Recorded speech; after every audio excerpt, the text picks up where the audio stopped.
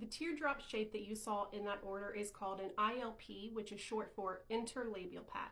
These are little bits of fabric. Usually it's flannel and a PK for me. However, right now I also have some flannel and cotton velour. Most often, these are used as an absorbency booster as well as something to help direct and guide your flows straight to the pad.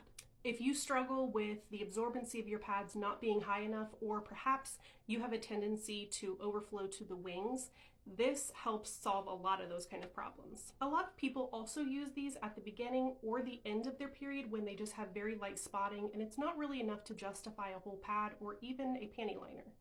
So they will use this in place of that. They're also nice to have if you've had some adult intimacy and you know that there's going to be some fluid that can later be discharged. This can help collect that rather than having in your underwear. Other people will use these as makeup remover pads. So maybe don't interchange them between using for your period and using for your face. They will get fully clean, but you do you.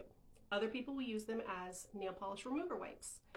It's a great way to replace cotton balls or something that you are constantly throwing out. You can use something like this in place of it. But let's talk about how you're going to wear it if you're using it for your period. Now I am holding our extra large size, so this is going to appear much larger than the average ILP that I sell, which is our large. But all you're going to do is roll it or fold it and place it between your labia. I prefer to just fold it right in half like a little taco and place it between your taco.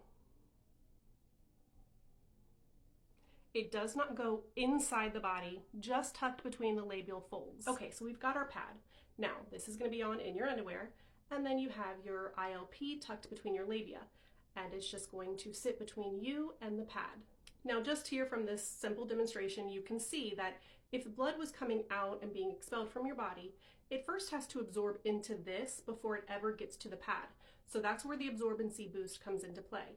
And because this has direct contact with the pad, as the ILP fills up, it's going to wick it straight down to the pad, so it's going to land exactly where you want it, the pad, and not off to the wings or flooding to the front or to the back. So again, these can be worn completely on their own for very light days. They can be paired with a smooth top for a little bit of an absorbency boost, and if you're somebody who has a very, very heavy flow, they're amazing to pad with one of our gusher pads. Side note, those are going to be restocking on Friday. These have restocked today.